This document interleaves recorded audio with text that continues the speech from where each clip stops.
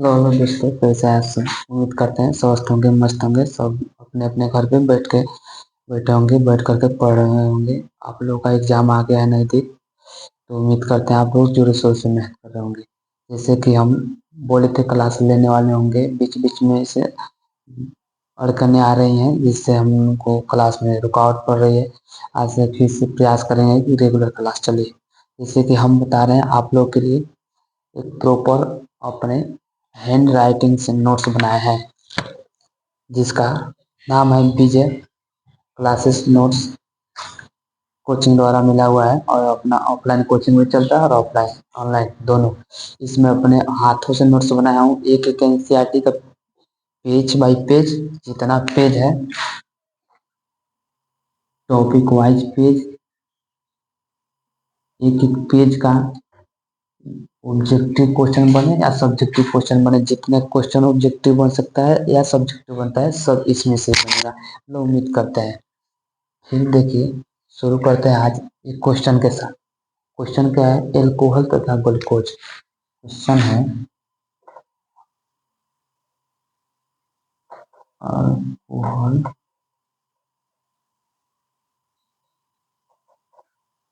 हाँ,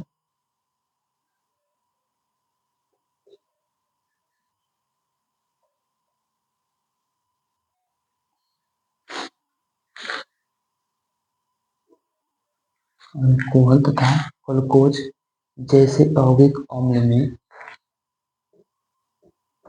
जैसे यौगिक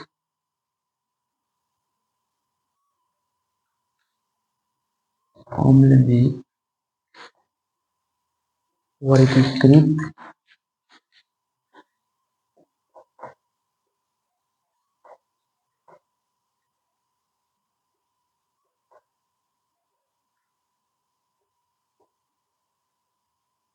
वर्गीकृत नहीं किया जा सकता है, नहीं किया नहीं किया जा सकता है, ऐसा क्यों, ऐसा क्यों।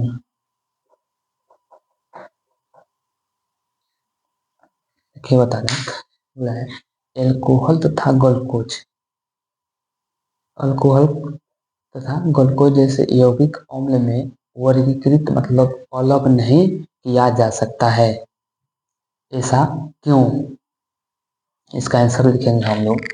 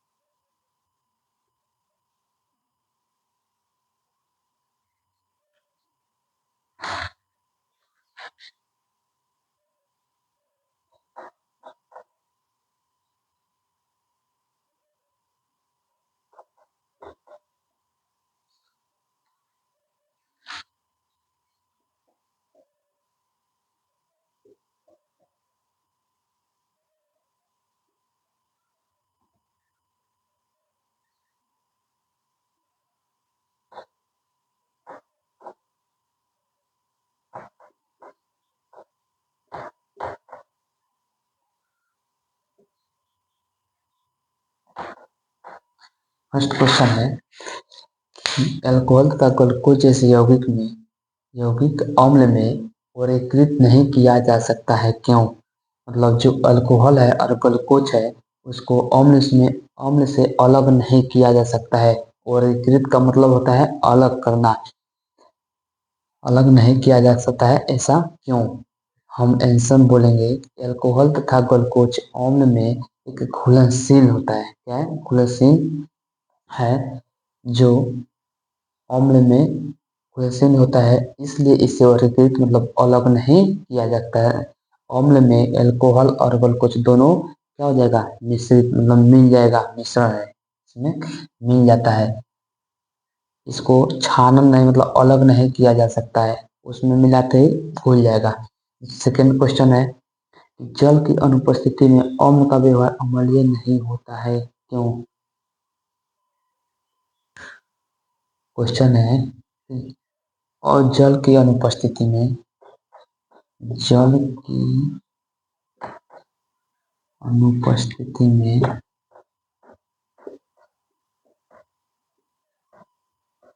जल की अनुपस्थिति में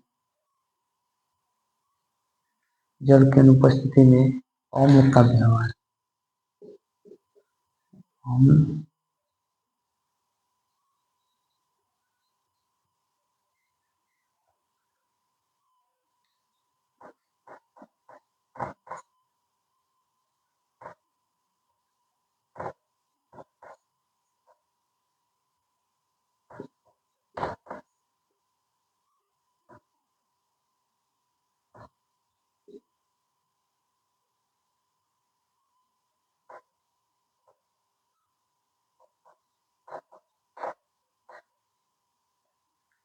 जल की अनुपस्थिति में अम्ल का व्यवहार अम्लीय नहीं होता है, ऐसा क्यों? तो जल की अनुपस्थिति में अम्ल का व्यवहार क्या होता है, हाइड्रोजन आयन नहीं देता है, क्या होता है, हाइड्रोजन आयन नहीं देता है, इसलिए अम्ल का व्यवहार अम्लीय नहीं होता है। लेकिन जल की अनुपस्थिति में, जल की अनुपस्थिति जल की अनुपस्थिति में अम्ल का व्यवहार अम्ल का व्यवहार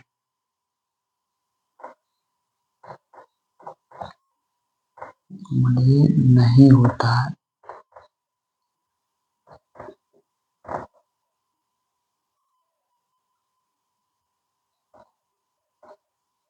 नहीं होता है क्योंकि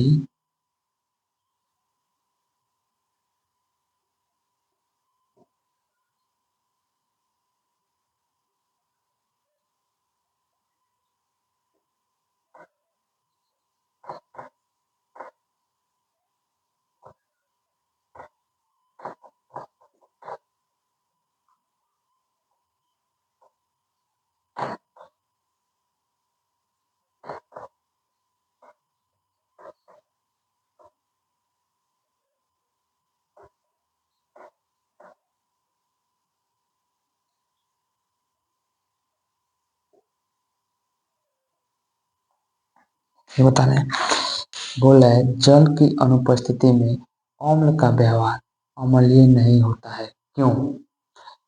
बोलेंगे जल की अनुपस्थिति में अम्ल का व्यवहार अम्लीय नहीं होता है क्योंकि इसमें हाइड्रोजन ऑक्साइड आयन नहीं देता है, क्या कहता है, आयन प्रोडक्ट मतलब नहीं करता है इसमें। इसमें जल के अंदर जब जल नहीं रहेगा वहाँ पे अम्ल का व्यवहार अम्लीय नहीं होता है। बिना जल का अम्ल का व्यवहार अम्लीय नहीं रहेगा, क्यों? क्योंकि आयन प्रदान नहीं करेगा, आयन प्रदान नहीं करेगा। साइड में हट जा रहे हैं, स्क्रीन शॉट ले लीजिए या लिख लीजिए लोग।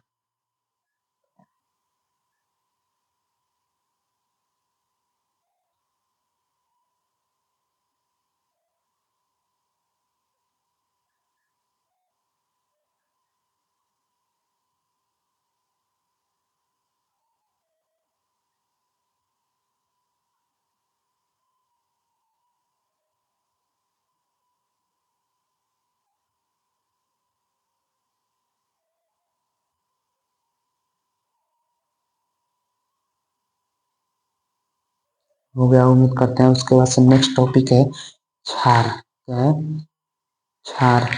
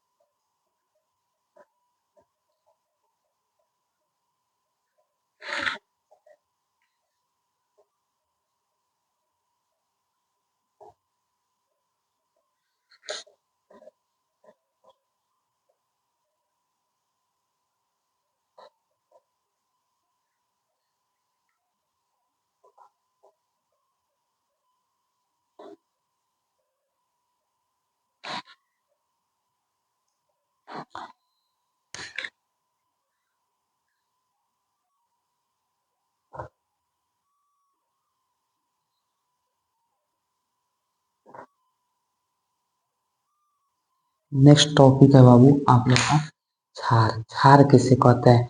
देखिए, देखने में तो बहुत आसान लग रहा है, लेकिन इसमें कई रातों की कठिन तपस्या है। बहुत कठिन तपस्या करने के बाद एक एक एनसीईआरटी के एक एक पेज का एक एक टॉपिक से हमने थ्योरी और ऑब्जेक्टिव के टाइप से नोट्स बनाए हैं। इसमें बहुत कठिन मेहनत लग रहा है। करीब करीब हर एक सब्जेक्ट को 2.5-3 घंटा लग जा रहा है। इतने अगर आप लोग इतने कर लिए तो उम्मीद करते हैं कि बहुत बढ़िया नंबर आएगा आप लोगों को। क्षार किससे कहते हैं?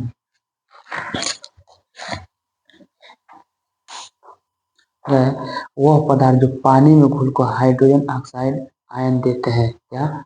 वह पदार्थ वह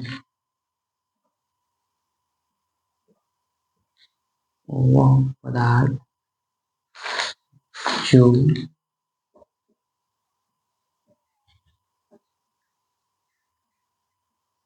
पानी में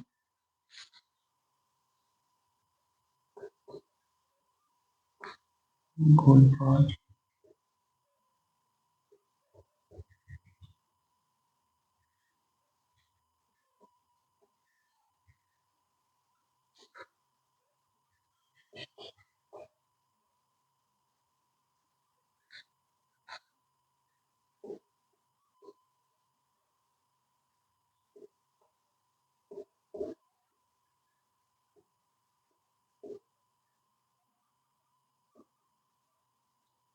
हमने वह पदार्थ जो पानी में घुलकर हाइड्रोजन आयन हाइड्रोजन आयन देते हो उसे क्या कहते हैं? क्षार। हाइड्रोजन आयन का मतलब बता रहे हैं कि एच माइनस, क्या एच माइनस दे रहा है। क्या बोला है? आयन को बाबा प्लस भी मान सकते हैं और माइनस भी मान सकते हैं, दोनों ध्यान रहे। उसे क्या कहते हैं? जल में घुलकर हाइड्रोजन आयन दे उसे क्या कहते हैं? क्षार। और क्षार का एग्जाम्पल डैश नहीं दिए। क्षार का एग्जाम्पल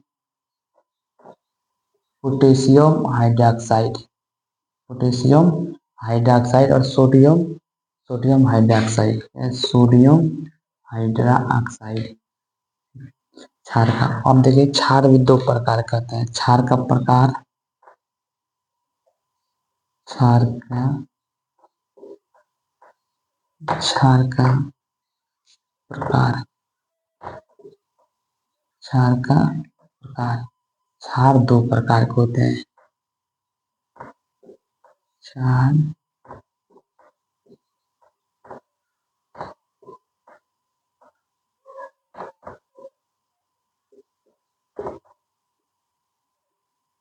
दो प्रकार के होते हैं। पहला दुर्बल क्षार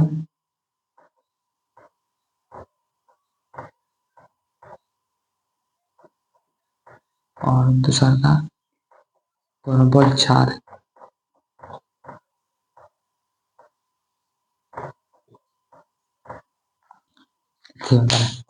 क्षार जो पानी में घुलकर हाइड्रोजन आयन दे उसे क्या कहते हैं? क्षार। और क्षार का एग्जाम्पल लिख लीजिएगा, इस पोटेशियम हाइड्रोक्साइड और सोडियम हाइड्रोक्साइड।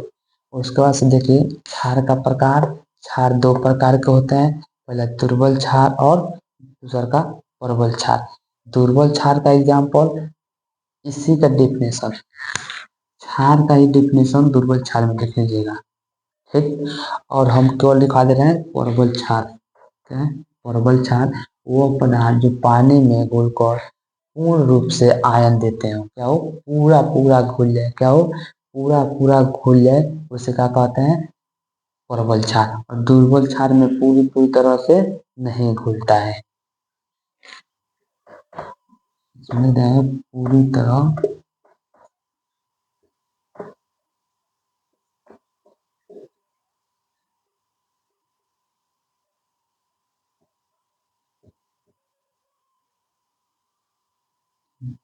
इसमें वो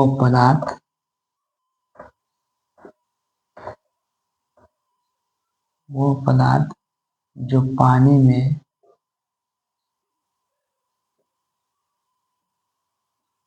पानी में पूर्ण रूप से घुल जाए।